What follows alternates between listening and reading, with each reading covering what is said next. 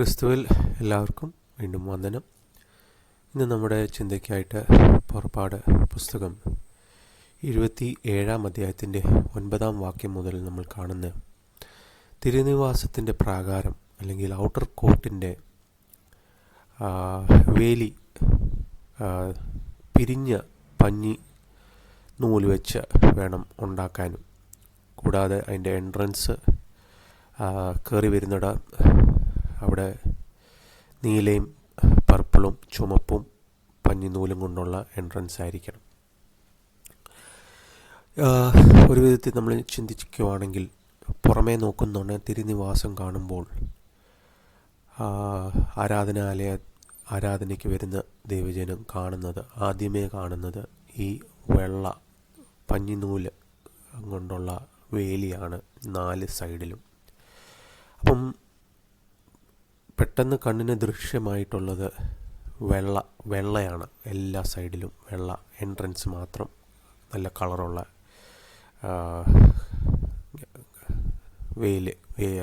വെയിലുണ്ട്. അപ്പോൾ ഈ വെള്ള കാണുമ്പോൾ തന്നെ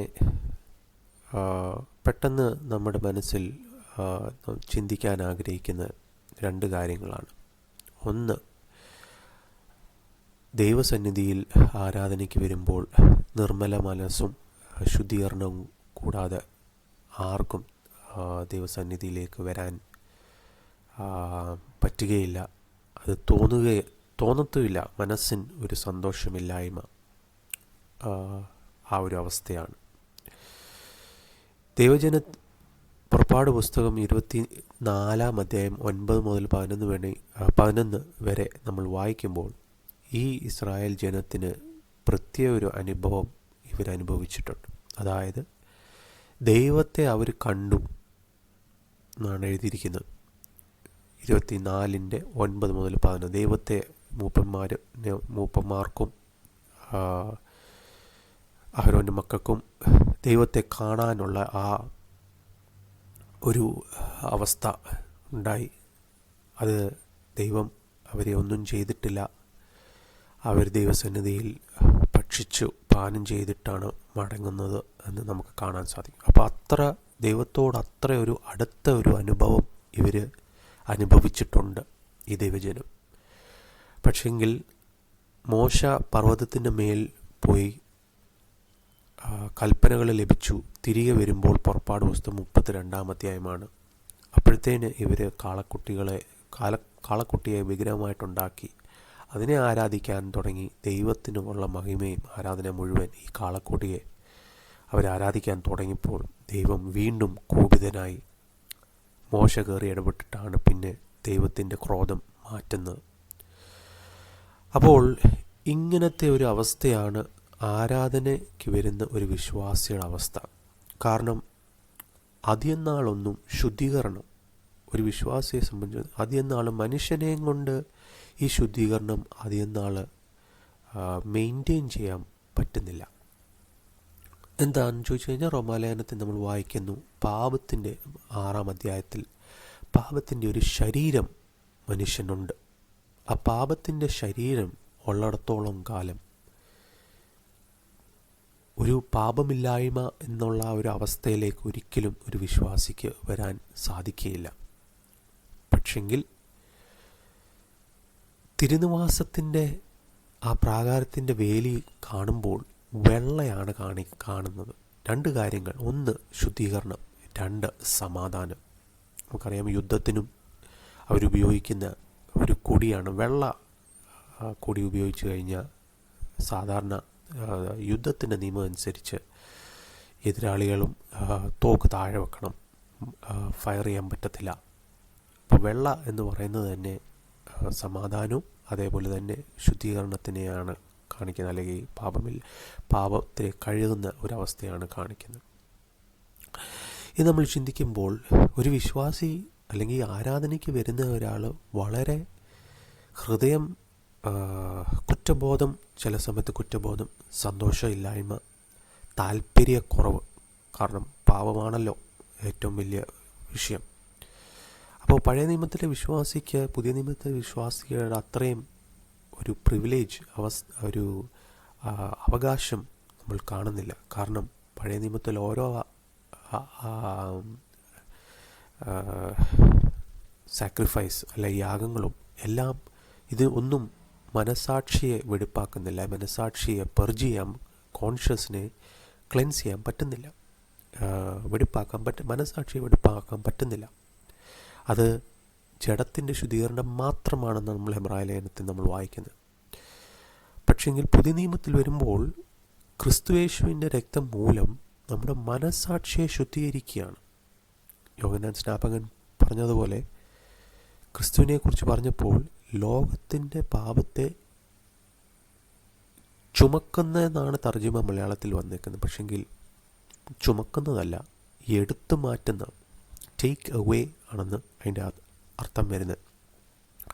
പാപത്തെ എടുത്തു മാറ്റുന്ന ദൈവത്തിൻ്റെ കുഞ്ഞാണ്, അതായത് നമ്മളിൽ നിന്ന് അകർത്തുന്ന ദൈവത്തിൻ്റെ കുഞ്ഞാണ്.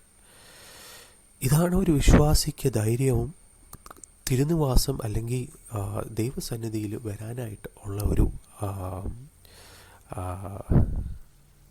അട്രാക്ഷൻ അല്ലെങ്കിൽ ആകർഷണം. നമ്മൾ ഒരു ദിവസത്തിൽ നോക്കിക്കഴിഞ്ഞാൽ വെള്ളം എല്ലാ സൈഡിലും വരുന്നത് ക്രിസ്തു ദൈവം പറയുന്നത് വരിക. നമുക്കതിൻ്റെ വേദവാക്യം വായിക്കേണ്ടതായിട്ടുണ്ട്.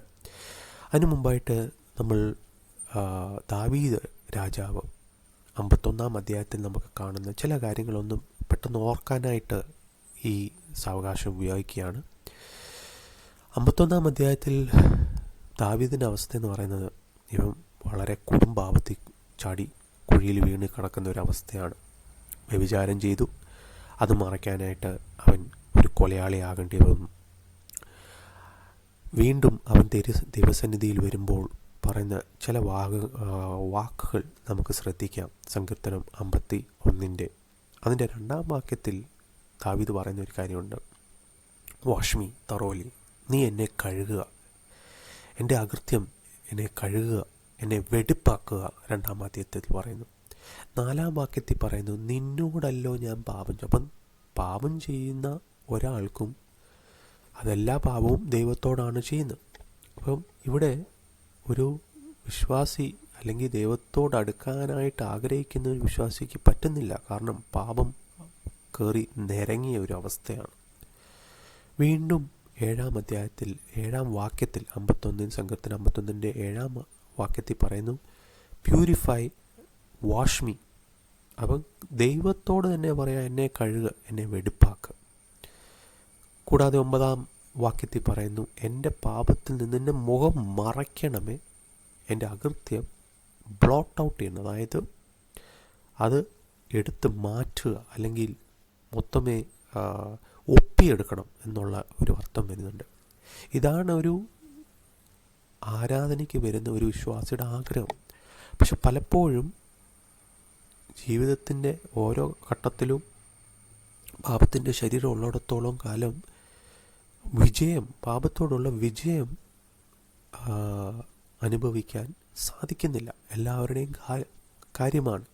അപ്പോൾ ആരാധനയ്ക്കുള്ള ആകാംക്ഷ കുറയും, താല്പര്യം കുറയും, പ്രാർത്ഥിക്കാൻ തോന്നുകയില്ല, സന്തോഷമില്ല.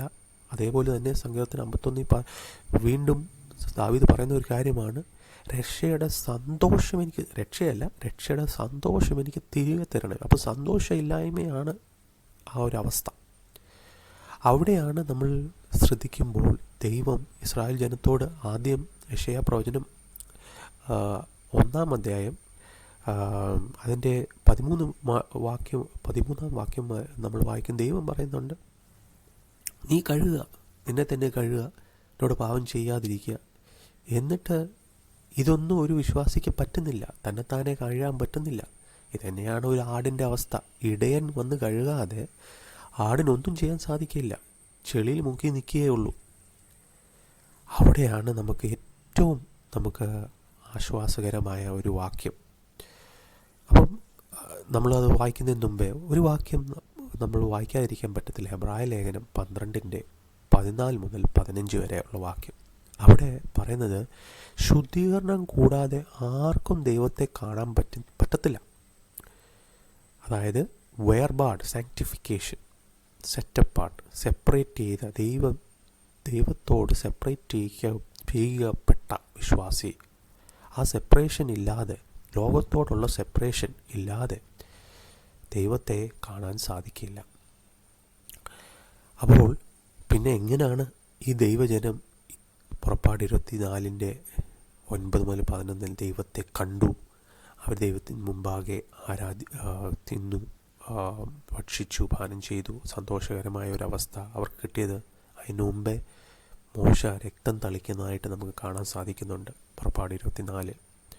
പക്ഷെങ്കിൽ പുതിയ നിയമത്തിൽ വരുമ്പോൾ എബ്രായ ലേഖനത്തിൽ നമ്മൾ ശുദ്ധീകരണം കൂടാതെ, അല്ലെങ്കിൽ സാങ്ക്ടിഫിക്കേഷൻ, വേർപാട് കൂടാതെ ആർക്കും ദൈവത്തെ കാണാൻ സാധിക്കത്തില്ല എന്ന് പറയുമ്പോൾ 1 കൊരിന്ത്യർ 1:30 നമ്മൾ കാണുന്ന ഒരു കാര്യമുണ്ട്. അതായത്, അവനാലല്ലോ നാം അവനിലായിരിക്കുന്നത്, അവൻ ആണ് നമുക്ക് സാങ്ക്ടിഫിക്കേഷൻ, അല്ലെങ്കിൽ വേർപാട്, വീണ്ടെടുപ്പും പരിജ്ഞാനവും, ദൈവത്തോടുള്ള ജ്ഞാനവും. അപ്പോൾ ക്രിസ്തുവാണ് നമ്മുടെ ആ വേർപാട്, അല്ലെ സാങ്ക്ടിഫിക്കേഷൻ, ശുദ്ധീകരണം. ഈ ഒരു അവസ്ഥ മനസ്സിലാക്കി കഴിയുമ്പോഴാണ് ഒരു വിശ്വാസി, പഴയ നിയമത്തിലെ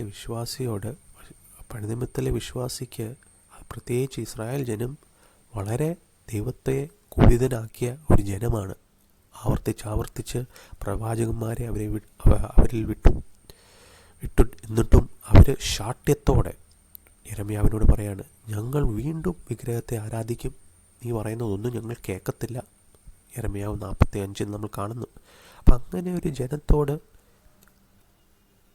മനസ്സലിവുള്ള ദൈവം, ദീർഘക്ഷമയുള്ള ദൈവം പറയാണ് യെശയ്യാപ്രവചനം 1:16, വരിക, കം, നമുക്ക് വാദിക്കാം. നിങ്ങളുടെ പാപം എത്ര ചുമപ്പായാലും, കടും ചുമപ്പായാലും, ഹിമം പോലെ, പഞ്ഞു പോലെ വെളുപ്പിക്കും. ഇതാണ് ദൈവസന്നിധിയിലേക്ക് വരുമ്പോൾ ഒരു വിശ്വാസിയുടെ ആഗ്രഹം. എത്ര കടും ചുമപ്പായാലും ഏതൊരു വ്യക്തിക്കും അതാണ് തിരുനിവാസത്തിൻ്റെ വെള്ള കാണിക്കുന്നത്. വരിക, കം, സമാധാനം, വരിക. നിങ്ങളുടെ പാപം എത്ര കടും ചുമപ്പായാലും ഞാനതിനെ പഞ്ഞി പോലെ, ഹിമം പോലെ വെളുപ്പിക്കും. അതാണ് നമ്മുടെ ദൈവം. ഈ ദൈവത്തെ അറിയുമ്പോൾ നമ്മൾ പുതിയ നിയമത്തിലെ വിശ്വാസിക്കാണ് ഏറ്റവും മഹിമയായ ഒരു അവസ്ഥ എന്ന് പറയുന്നത്, ഈ ദൈവത്തോടാണ് നമുക്ക് നീതീകരണം ലഭിച്ചത്. റോമാലേഖനം 5:1 പറയുന്നത്, നമുക്ക് നീതീകരണം ലഭിച്ചുകൊണ്ട് ദൈവത്തോട് ഇതുവരെ ഇല്ലാത്ത സമാധാനം. ഇതാണ് ആ വെള്ള കാണിക്കുന്നത്. ഏത് വർഷത്തും ഏത് അവസ്ഥയിലായാലും നമുക്ക് ദൈവത്തോട് അടുത്ത് വരാം. പാപം എന്തോരും കടും ചുമപ്പായാലും അതിനെ ഹിമം പോലെ വെളുപ്പിക്കും നമ്മുടെ ദൈവം. തിരികെ സന്തോഷം, ആരാധനയ്ക്ക് വരാനുള്ള താല്പര്യം വീണ്ടും വരും.